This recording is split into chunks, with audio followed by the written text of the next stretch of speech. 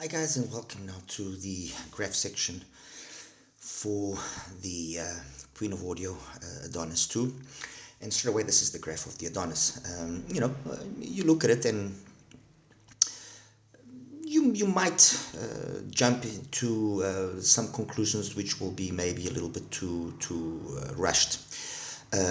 Without question, as you can see, a really big emphasis on the bass, and it does have phenomenal sub bass. We are talking about a bass gain of around 13 dBs roughly, give or take.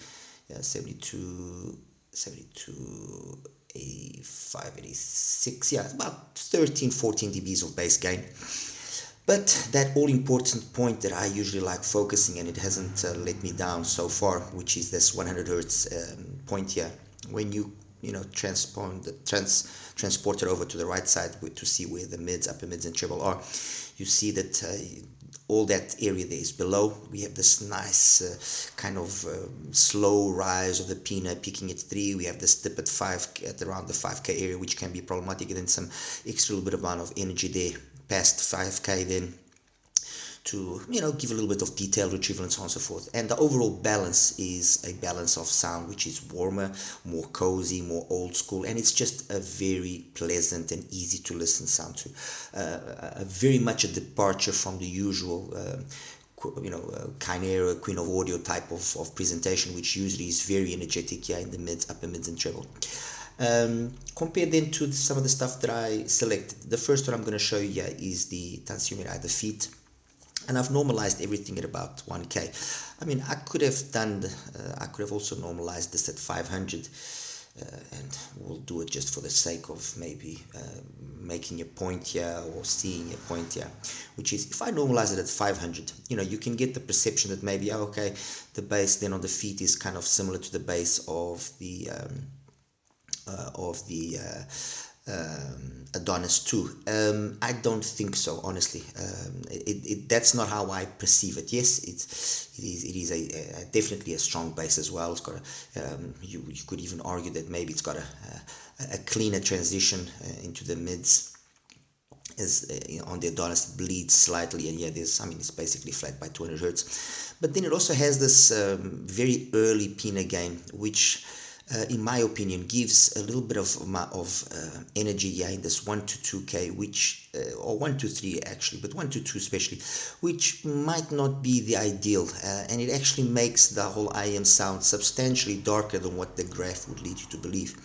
By looking at it this way, that's why I actually prefer to normalize that at 1K, because the perception I get of sound is exactly what the normalization at 1K shows me, which is there definitely isn't this amount of detail here in the upper mids and treble, definitely not. And the bass, although it's strong and powerful, it's how can I say, it lacks a little bit of an energy there somehow. The overall balance, yes, it's a nice, it's a easy to listen to IM as well. I'm not going to deny it. But when I take that point there of the 100 hertz, like I usually like taking it, and I transport it over,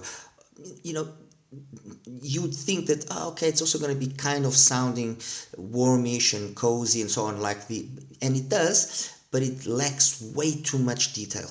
There's just too much detail that is missing there to actually, let's say, make the feet come together in a more agreeable manner. Overall, I mean, it's nice sounding, but I just don't feel that it's on the same league of the Adonis. Okay, so that's the Adonis there out of the way. I'm going to show you now the Rose Techniques QT7 Pro 2, again normalized at 1 kilohertz, and yes, you definitely do notice that there's a more forward mids and so on, and for the most part it's nice. Doesn't really offend you when you again transport that point there of 1 kilohertz over to the right side. Everything is hanky dory.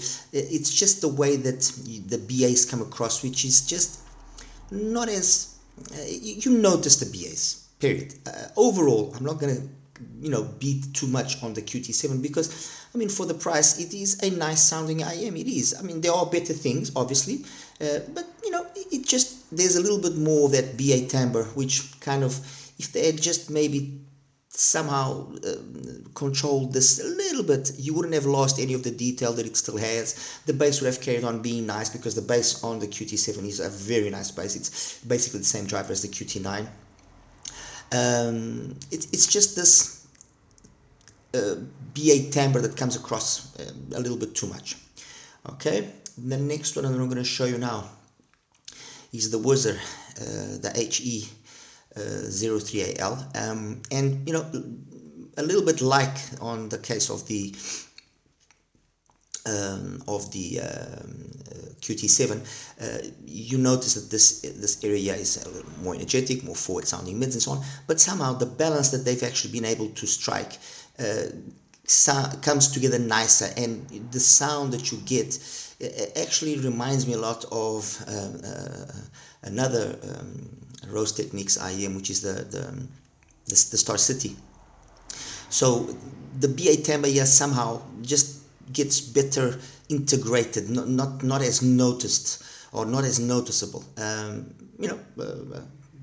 Decent sounding IEM. I'm not gonna say that it isn't, because it is, and it is actually an IEM that it's a pity that it didn't get more attention, because the tuning is really truly non-offensive. Although when I take that 100 hertz point here and you look it over, it's maybe up to now the one that's got the most energy here in terms of the upper mids and treble.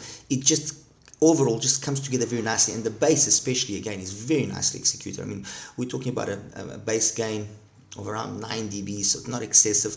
The pinna gain is about 10, just over 10 dB.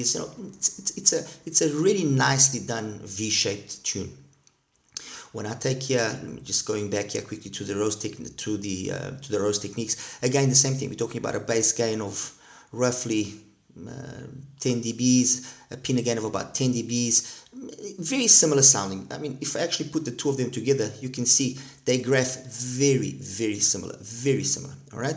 And then finally, the other, let's say, surprise that also not much was talked about and so on, which is the BGVP THI-Fi red face. I think it's as well self-explanatory. It's a nicely done V-shaped IEM. It sounds really good. If you can pick it up at a discount price, I think it's a worthwhile buy. And when you compare it here with the Adonis, it's capable of holding its own. I just personally like this laid back way that the mids to upper mids are done here on the Adonis is done, and it just makes for, okay, maybe not as detailed capable, not as technically capable as some of the others, like the THI-Fi, the Whizzer and so on, but it just sounds, just sounds more appealing to me. At the end of the day, look guys, it's like I said countless times, about the music. If it sounds good to you, whatever, who cares about the graph not being perfect? It just must sound good to you with your music. And I mean, all of these IEMs are competent enough. The ones that I feel are just slightly, in front after the Adonis, which is my favorite, or then the THI-Fi and the Whizzer. Those are the two that I would select first, and then the QT7 Pro 2, and then finally the Feet.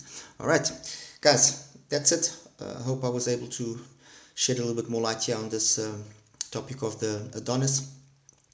And that's that. All right, see you in the next one. Don't forget, like and subscribe. Take care.